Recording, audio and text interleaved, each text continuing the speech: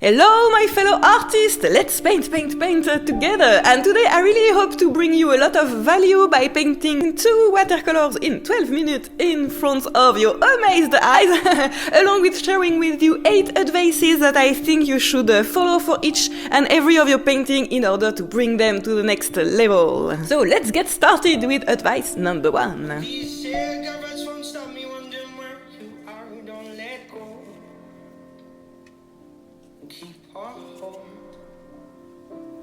Haha, no, I get this is just a bonus tip, but yes, putting a bit of music while painting can help you relax and make it so enjoyable, so definitely think about it. And the first real advice is...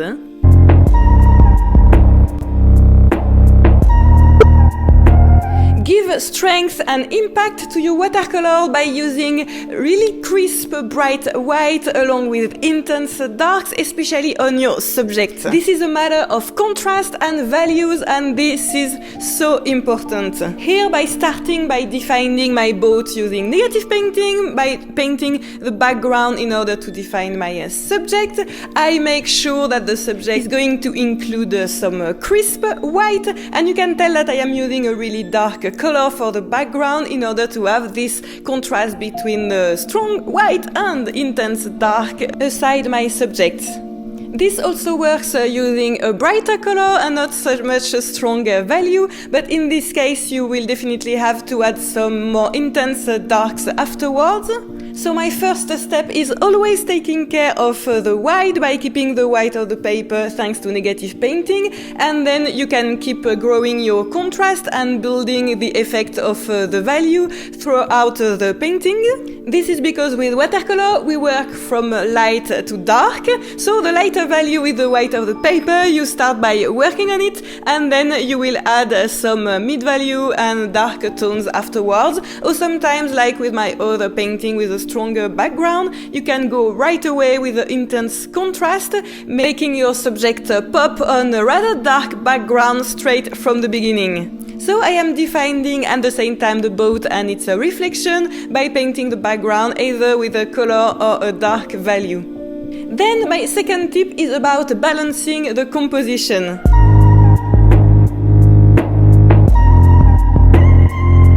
Did some of you notice that I started both painting with a subject off to the left?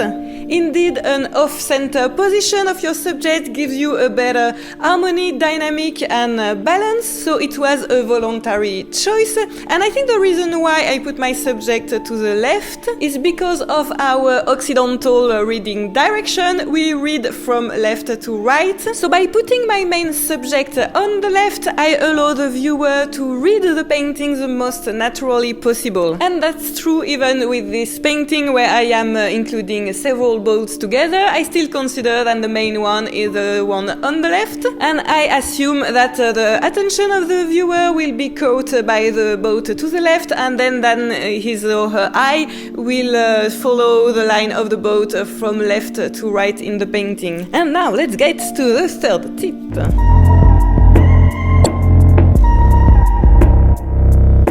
Simplify your painting by simplifying in your head the idea you have of your subject or of the scene you are painting. So forget the details, forget the background, at least at the beginning of the painting or for the most part of it, in order to really focus on the essence of the subject. For example, in these paintings, I simplified the idea of a boat by deciding that they were just stretched out horizontal white shapes with a matte vertical at the top and an irregular light reflection at the bottom. I ignored all the details for now anyway. I ignored the coast, all the surrounding, in order to be able to focus on the painterly aspect of my watercolor.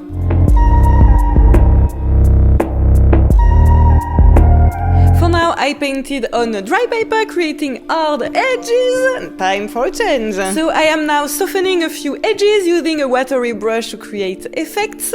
That's important to get the real magic of watercolor, to have some areas in your painting that are more wet.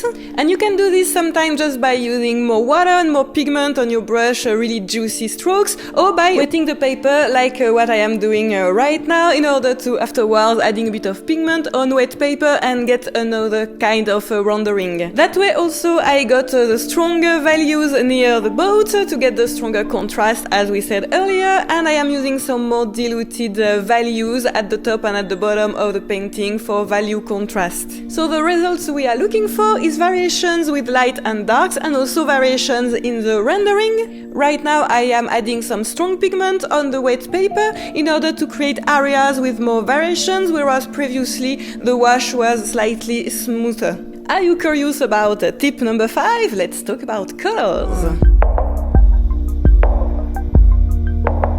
Once again, this is all about contrast, balance and harmony, and the use of complementary color is so efficient. So here my sunset scene had mostly warmer colors, and I admit I was not so sure about my color choices until I started adding this turquoise and a cooler color to balance the other hues. And in the other painting I did the same, or maybe I should say the reverse, but I felt that the painting really needed some glow and some warmth that I obtained by adding some red mixed with some Naples yellow. Then you need to balance the impact of the two colors in your painting. For example, because it could have looked weird to have a kind of painting split in half with blue at the top only and warmth color at the bottom, I felt it was really important for me to add some blue at the bottom as well. That's what I am calling a color echo, and it helps for harmony and balance. And you can tell that I did the same in here by putting a bit of salmon warmth color in the water. And the other aspect of this advice is taking care of the color proportions and being sure you have a main color that will be, you know, the most represented in the painting, and that the other colors is used only as an accent. So, put simply, no equal proportions. In this painting, for example, the cool color is the main one and the salmon warm color is used as an accent, whereas in the sunset painting, obviously the warm color is the main one, and I am using some turquoise and blue to balance the hue impact of the piece. Do you remember my first advice about giving strength to your piece using strong values? So we talked about keeping this crisp white from the beginning, and now it's the step when I am strengthening the contrast by using really strong darks. I am doing that at the same time wet in wet, knowing that the pigment will be slightly diluted by the water on the paper and also in some part on a dry paper for even a stronger darker accent like the contact shadows underneath the in here. Before getting to the next advice, are you aware that I am going to teach a watercolor workshop in India next January 2020? It's a dream came true to go back to India to paint it again, South India this time, and I would be so thrilled if you came with me to paint. We will definitely paint boats out there, quiet views along the coast in Kerala at sunset, along with women in sari, amazing temples, Indian food. That's so exciting! My other workshop in Croatia is full, unfortunately. Thank you for all my students, so please register to India to paint with me. I would be so thrilled. And our next advice is about details.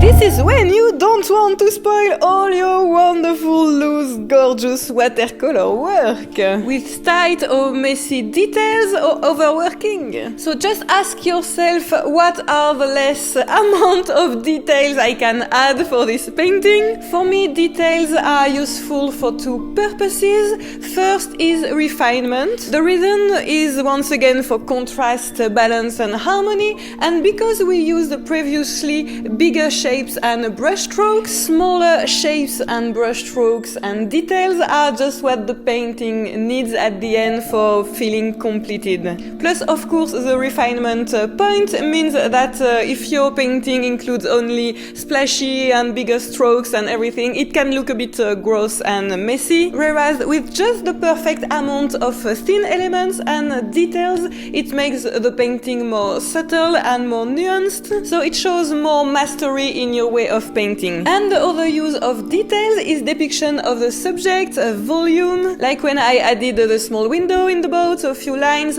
or here the shadow of the hull to give a sense of light and volume of the boat.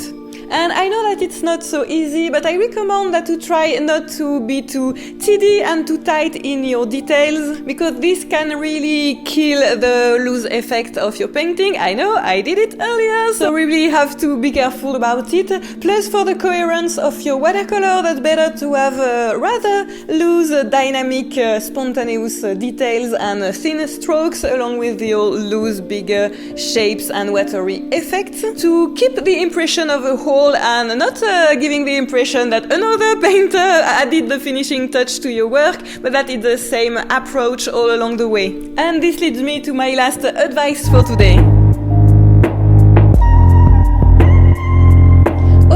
Choose style, personality and expression over perfection, and this advice applies for the whole painting process. Look, for example, how I am creating simple ropes for my boats just by scraping the paper with a fidelity card. This is not a refined details technique, it's a loose technique that allows me to get some lighter values back, but also to keep the looseness and the expression of my painting. What will make the quality and the mastery of your watercolor is not the perfection of each brush strokes, but it's rather the way they work together in your whole piece. So keep each brush strokes loose, expressive and imperfect, but as I have been recommending from the start of this video, works on the whole thing about the contrast, the harmony, the balance, with value, with the size of shapes, with your way of using color and of handling composition. And this is a secret for successful, gorgeous painting.